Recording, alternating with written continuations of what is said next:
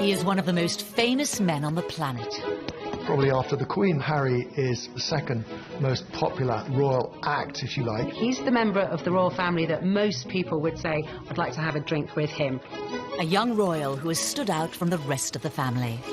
Harry is very accessible. He's very cheeky, he's very funny, he plays around with the press, and he's very naughty, and I think Britain adores him. But behind the smiles, Prince Harry has had to face unique difficulties. From his parents' very public marriage breakdown. Harry was very often devastated by what was so public. To losing his mother. He said that no child should ever have been made to do what he did. And struggling to find a role for himself. On the right! Quick! March! Tonight, royal experts and insiders lift the lid on Prince Harry's inner turmoil. If you look back over his life, you can see moments where his troubling side has come to the fore. And we reveal how the problems of his past led him to his present path. Harry blames the media for the death of his mother. He was determined that they wouldn't do for Meghan what they did for Diana. Living a life of privilege, are some of Harry's issues first world problems? Or has he been expected to suffer in silence in an institution famous for keeping a stiff upper lip? I think he's very warm, I think he's very fun-loving, but I think he's also quite troubled, and he's quite open about that. He is quite conflicted when it comes to balancing his private and public life, and really always has been. He said he wants to be ordinary. He can't be ordinary. He is a member of the royal family.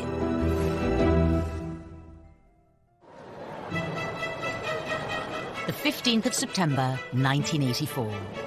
The nation was at fever pitch for the birth of Prince Charles and Princess Diana's second child.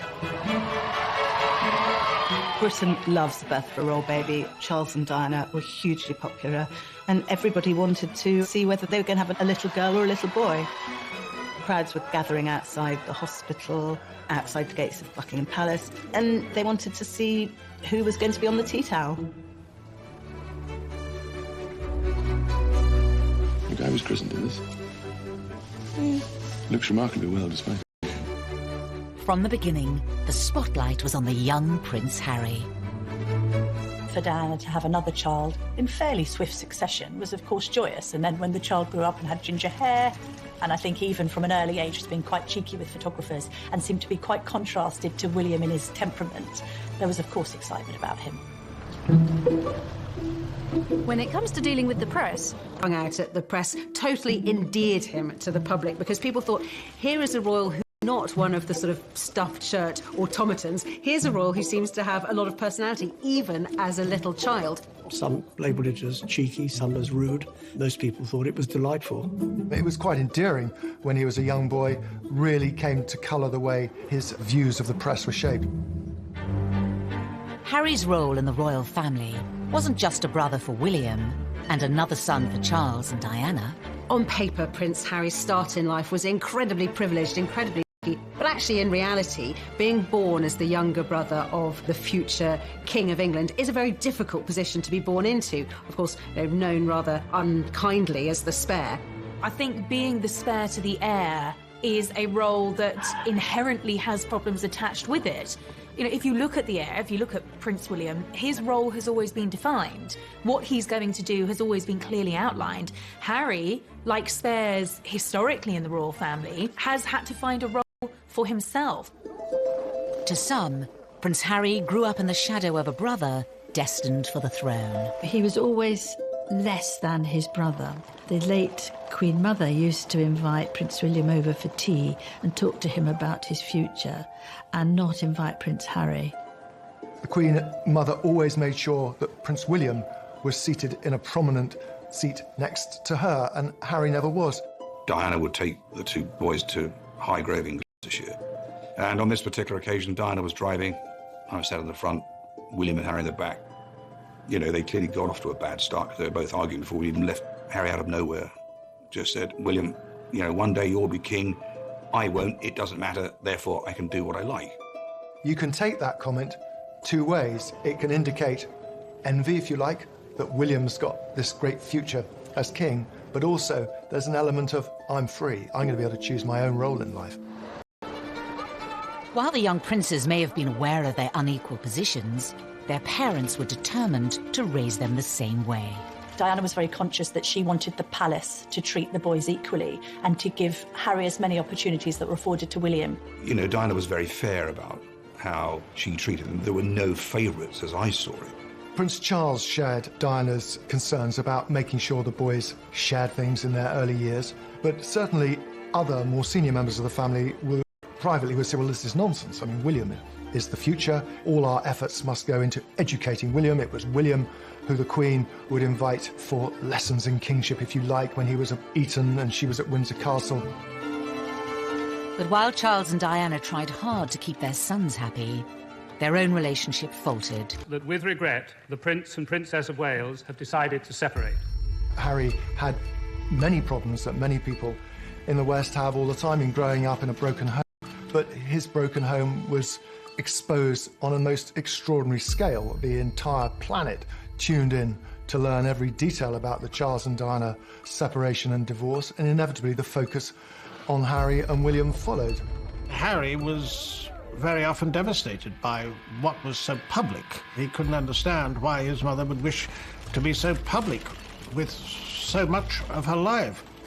Harry was always the baby of the family, and whether it was at school or whether at home, every effort was made to shield him from the newspaper headlines and to protect him from his parents, who really, by that stage, were in a pretty bad way.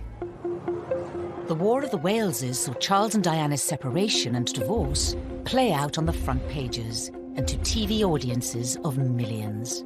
For the children to hear both parents to come on television at separate times, to admit to having affairs and to admit to how happy they both were when these kids were at boarding school. Can you imagine how cringe-making it must have been for them? Highly embarrassing. And I don't think that makes them secure. In later years, Harry would admit his parents' divorce left him feeling like he didn't spend enough time with either of them. I think Harry found it quite difficult kind of being shared between parents and spending some time at Kensington Palace with Princess Diana and then going to Clarence House and then to Highgrove, his father's property in Gloucestershire. In this sense that he didn't really have a permanent home was difficult for him. The divorce was finalised in 1996.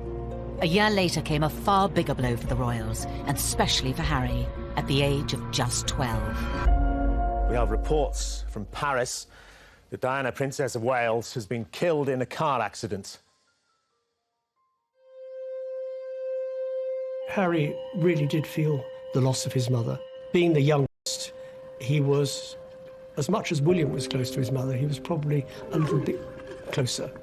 It's incredibly difficult to lose your mother at such a tender age, especially if you're in the public eye. And I think that Harry's had a unique set of circumstances to cope with.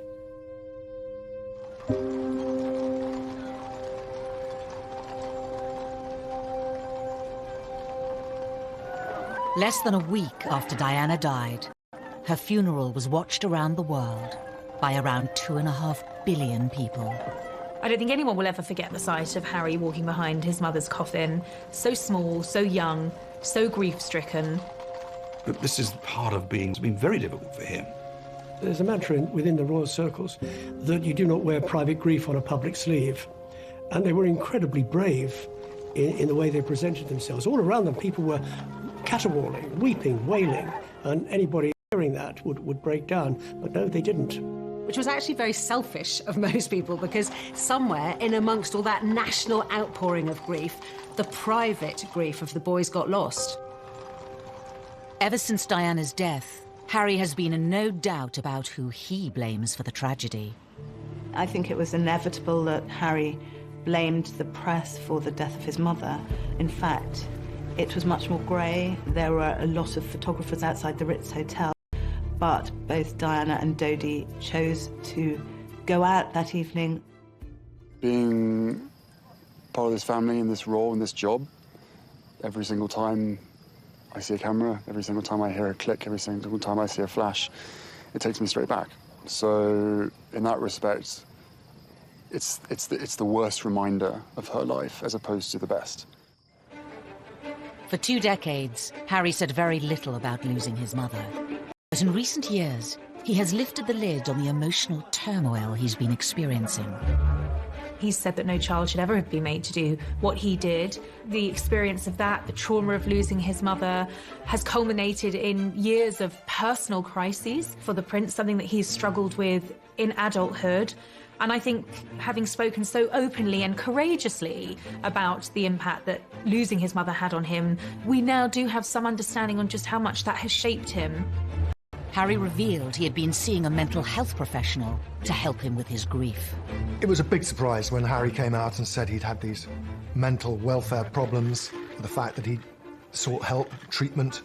We learned that it was William who had not forced him, but said, you've really got to get some help here. We also learned that he'd taken up boxing to try and control his aggression, and the aggression was a consequence of his mourning, and he was still dealing with his grief over his mother's death.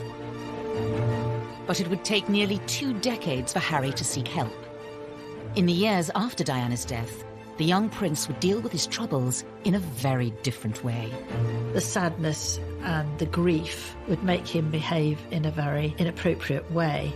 He had problems with excessive drinking and also problems with drugs.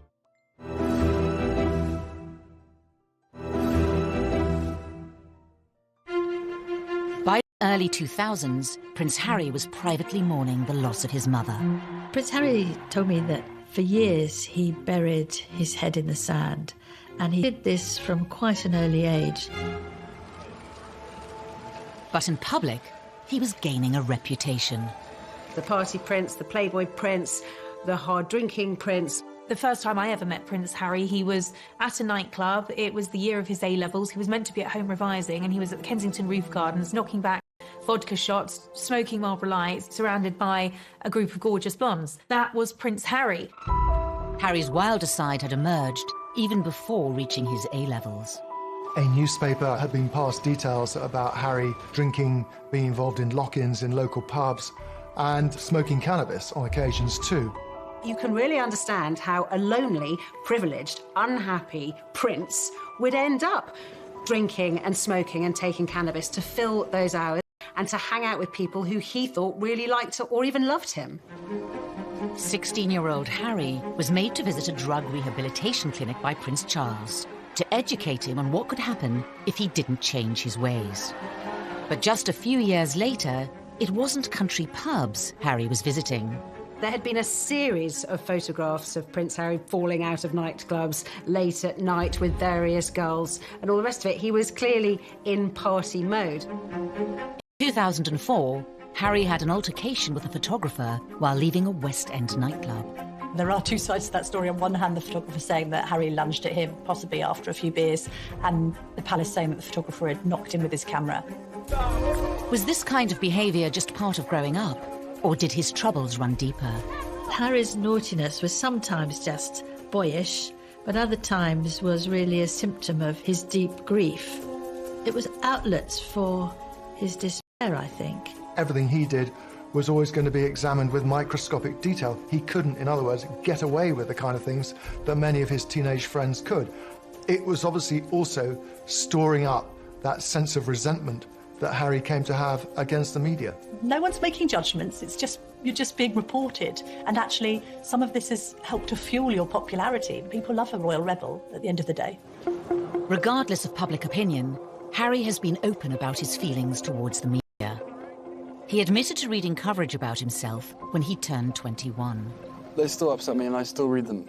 Why, I do not know, but I have to read them just for peace of mind, just to know what they've written and to see who wrote it and see who took the photographs, write that down for later. But there was one newspaper report about Harry's behaviour that upset many others. In 2005, while attending a costume party, Harry wore a swastika armband. That was an episode that happened when he was fully protected by the royal machine, and yet it still happened. It was a gradually, sir, this is a really bad decision. Don't wear the Nazi costume.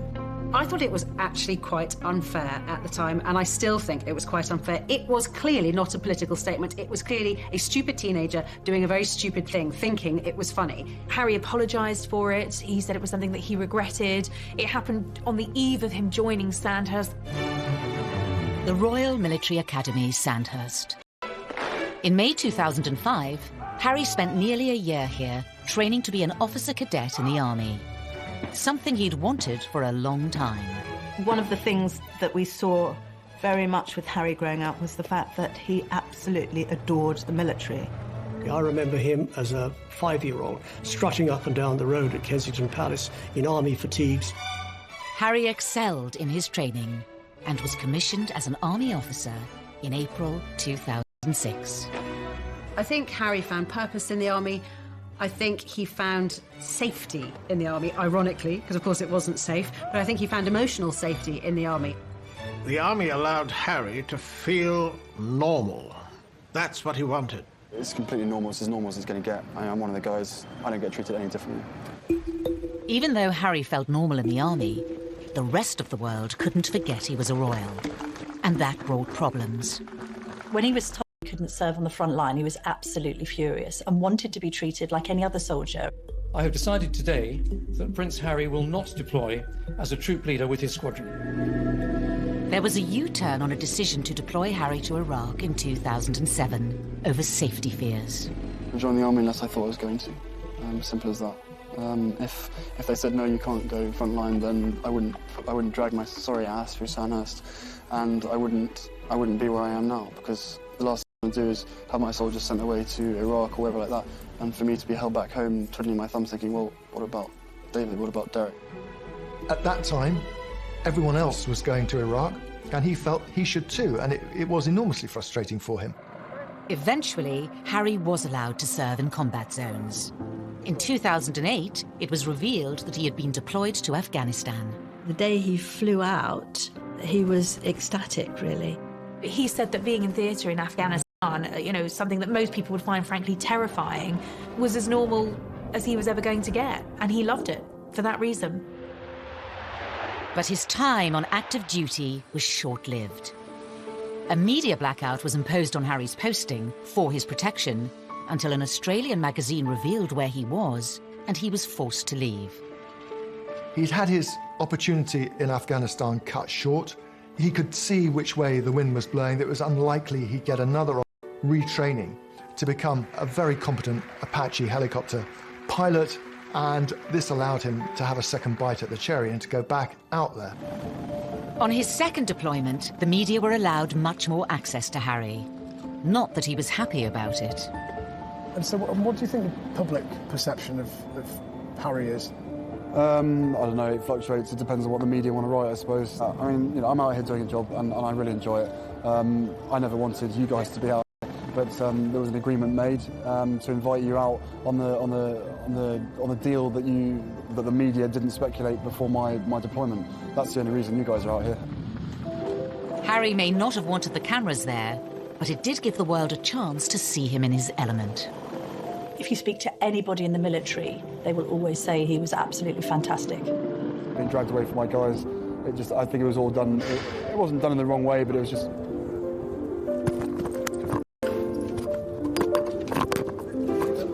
This was Harry doing what he did extremely well, but also doing what he was always keen on doing. In January 2013, Harry returned to the UK after a successful deployment, but there were questions over what was next for him. Because of who he was, it was no longer possible for him to pursue that career. And then what happens? He's left really without a job, without a purpose. He was doing something he felt comfortable with. The army, and anybody who has made a career in the army will tell you military is family, and he felt at home. There was camaraderie. And by the time he got out, he was a little bit lost because he really didn't know what to do, and that winds back to the spare. There is no defined role for that spare. Because he certainly wouldn't contemplate an army desk job. He's not the type of person who would fit in to that, and therefore there was a huge question mark. What would he do next?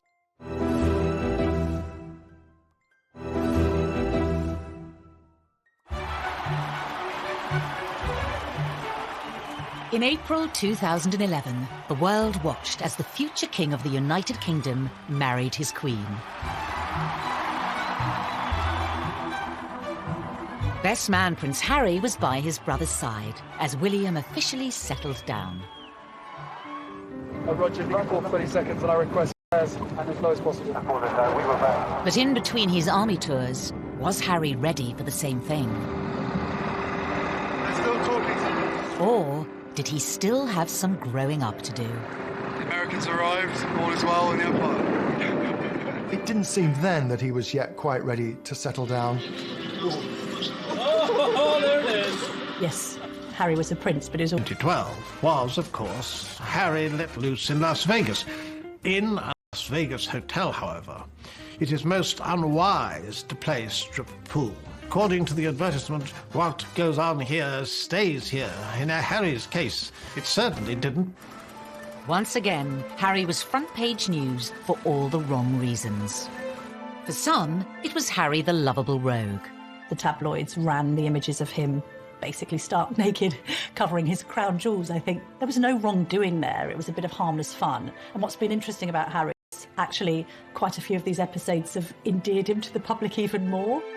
But Harry was still struggling to reconcile the role he had been given at birth and the man he was becoming. Probably let myself down, let my family down, let other people down, but at the end of the day, you know, I was in a private area and there should be a certain amount of privacy that one should expect. But, you know, it was probably a classic example of me probably being too much army and not enough prince, is a simple case of that.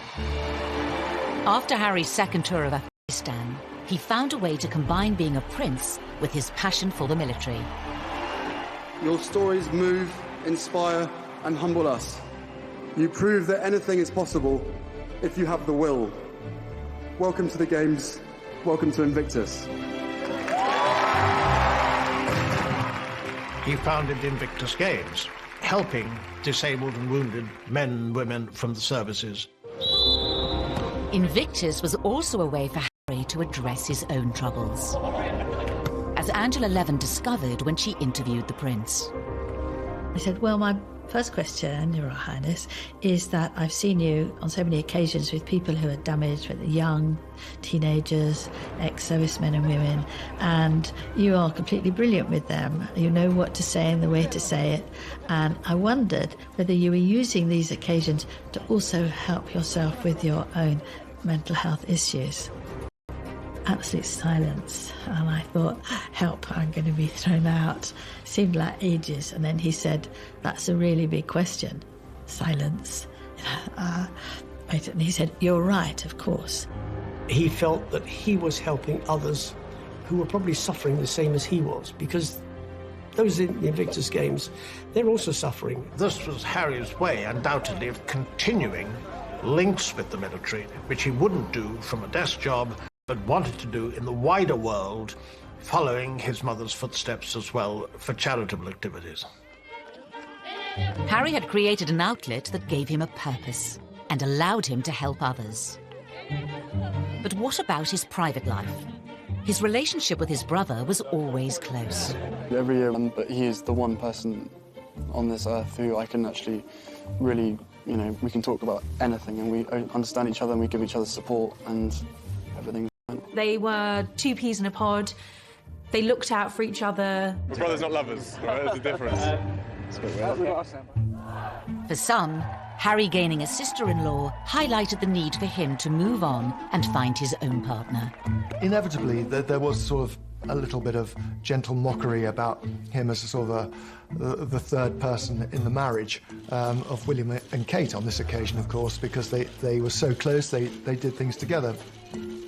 There's an awkwardness to that scenario, a couple trying to carve their own path as newlyweds, and then a prince who's got a great deal to offer, and which takes precedence and who's more popular when it comes to the press, and how does that work in tandem? So I think there was always friction in that regard with the three of them. I think what changed things for Harry was William having his own children, and Harry looking on at Kensington Palace where they were neighbours and thinking that he probably wanted that for himself. It's fantastic to have another addition to the family. I only hope my brother knows how expensive my babysitting charges are. It was always inevitable that Harry was going to want to live his own life. Put some effort in. It's the wizard, never the wand. But for Harry, finding a princess of his own would prove difficult.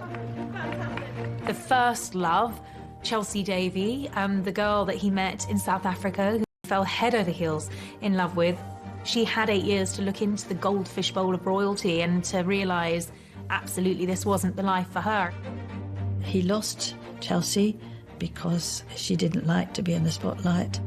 Harry was disappointed, but he was very much younger, and this was probably his first love, and probably a love that was not going to go anywhere. That was swiftly followed by a relationship with Cressida Bonas, who was a budding actress. And she too didn't like the idea of media intrusion.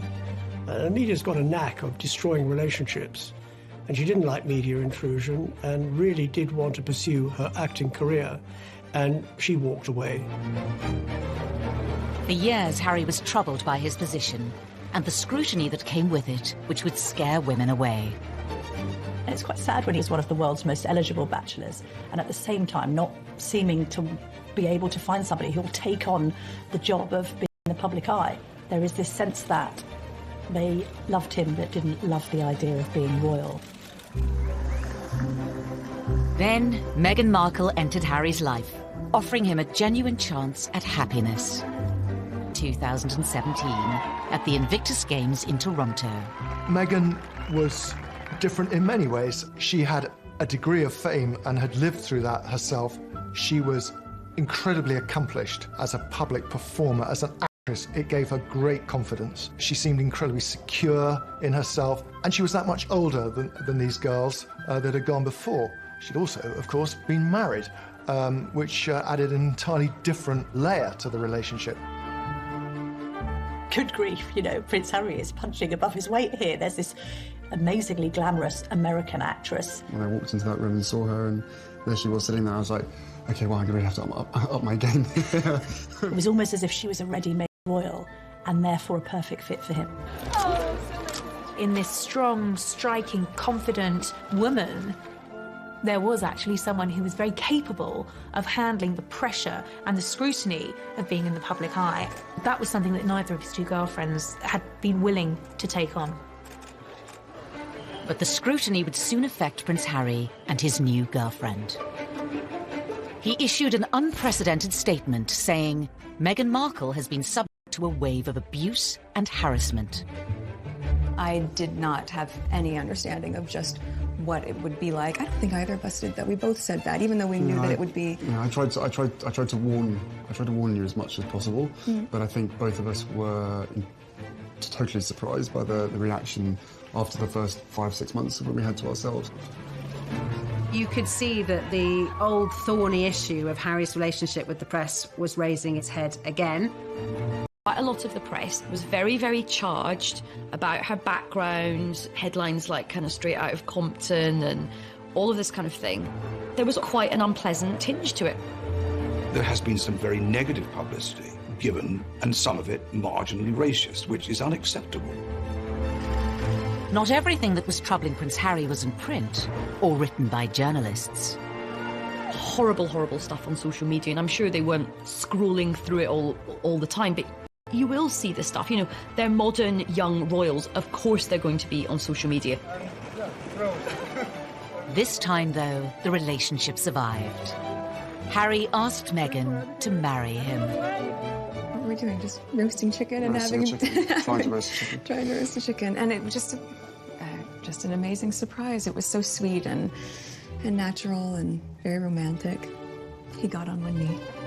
Having watched Harry grow up, the public saw this as the moment to put his past behind him.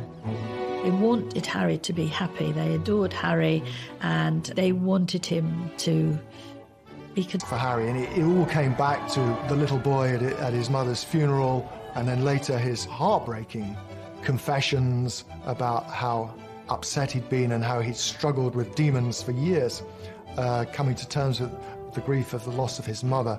And then he should find this remarkable young woman who had such a different background from him, whom he was so clearly in love with. But was this the beginning of a fairy tale, or the start of another difficult chapter for the already troubled prince? Things were said and done in the run-up to the wedding that both sides regret, but had caused irreparable damage.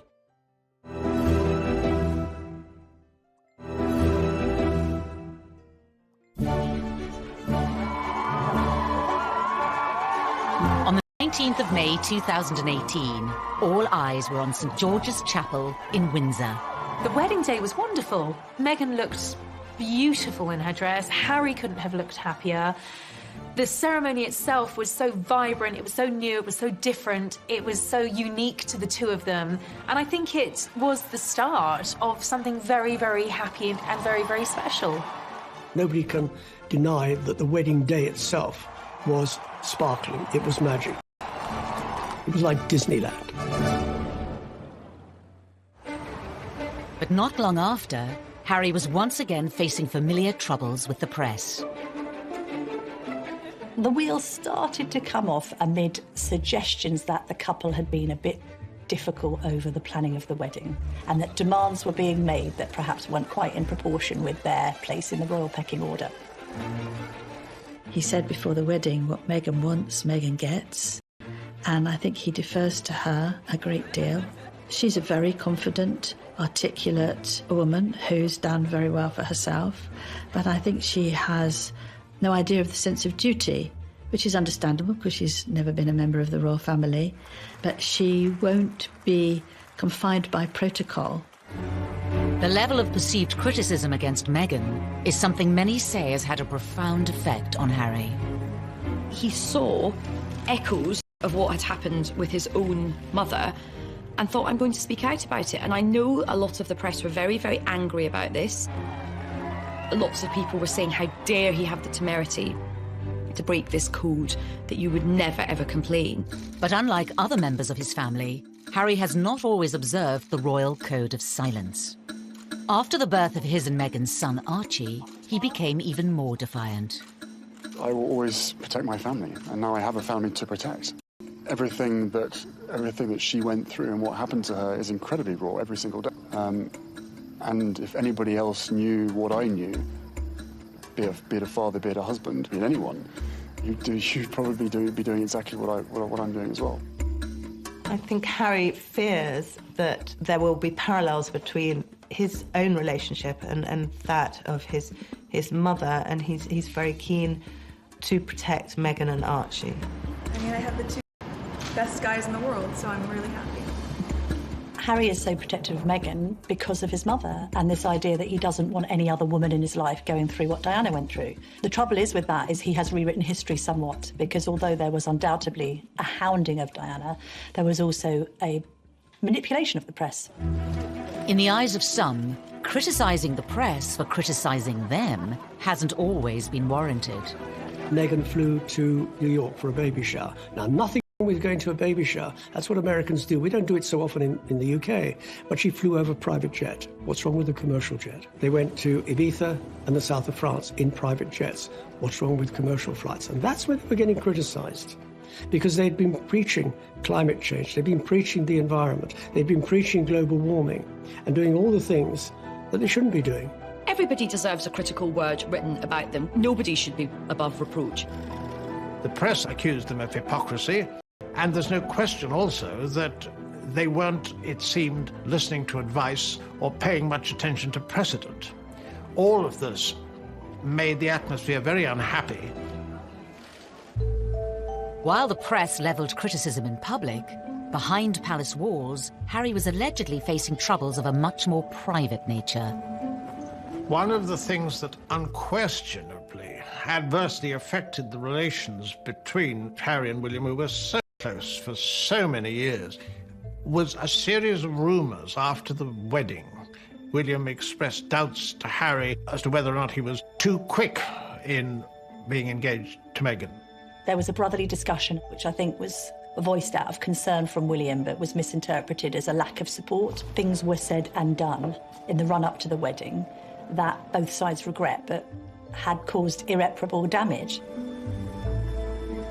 Was Harry losing the one person he could trust? The brother he was so close to throughout the troubles of his childhood?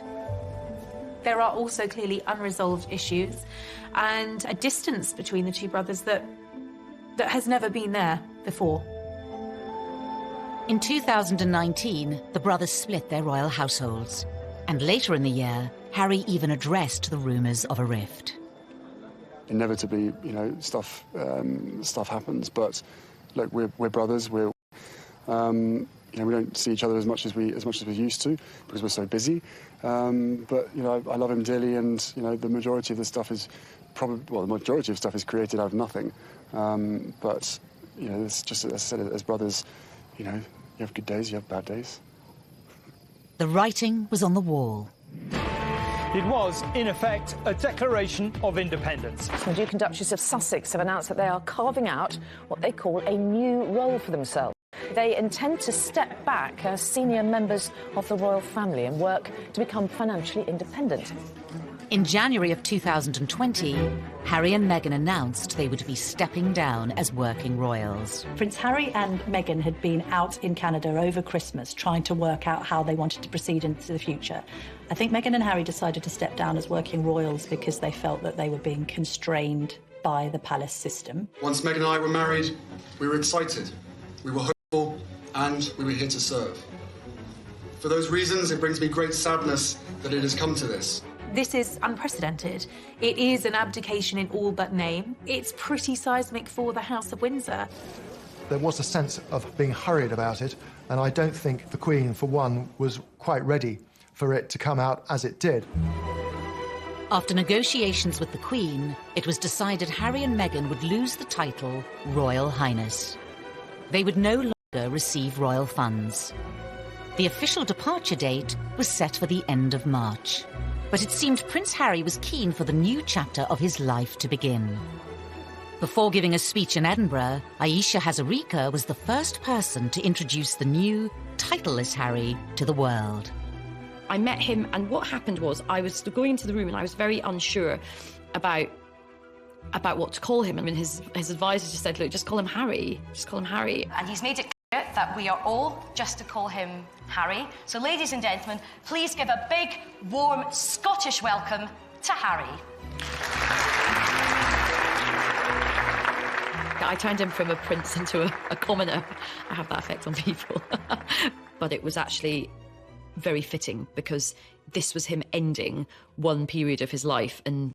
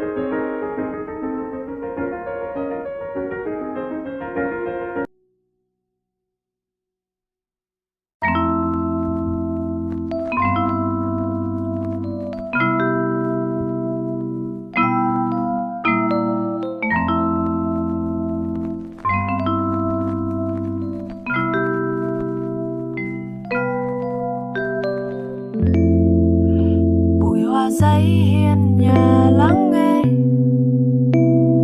tiếng mưa dù dịu dàng. Mùa hè sắp quay về với tôi, trong giấc mơ chỉ toàn người khóc, người vui, người điên. Trên áng mây cao là hoàng hôn thổn thức tim tôi. Những ngày qua tôi ngồi lặng thinh cùng mấy cuốn sách dở dang chưa đọc hết. Những ký ức tôi ngỡ đã qua, mà đường giữa đám đông vẫn thấy mình cô đơn. Con đường về đã đi càng ngàn lần, trở nên lạ lắm không sao quen thuộc. Ô kìa, bóng đèn đường vẫn lững lơ, chờ tôi, chờ tôi. Bụi hoa giấy hiên nhà lắng nghe tiếng mưa dù dịu dàng. Mùa hè sắp quay về với tôi, trong giấc mơ chỉ toàn người khóc, người vui, người điên. Trên áng mây cao là hoàng hôn thổn thức tim tôi.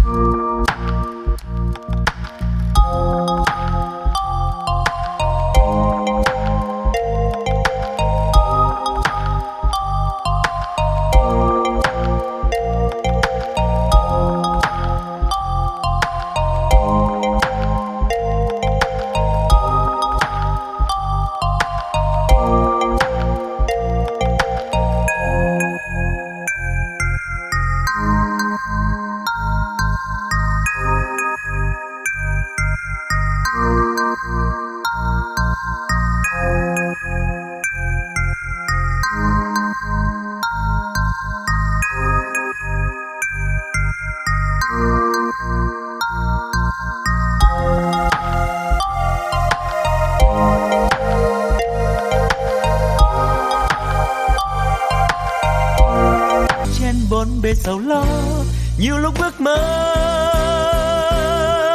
rằng được phép nhiệm màu đưa tôi về thuở xa xưa, bay cao cùng cánh diều đùa chơi với đám bạn hồn nhiên ngày thơ vui đua ngày tháng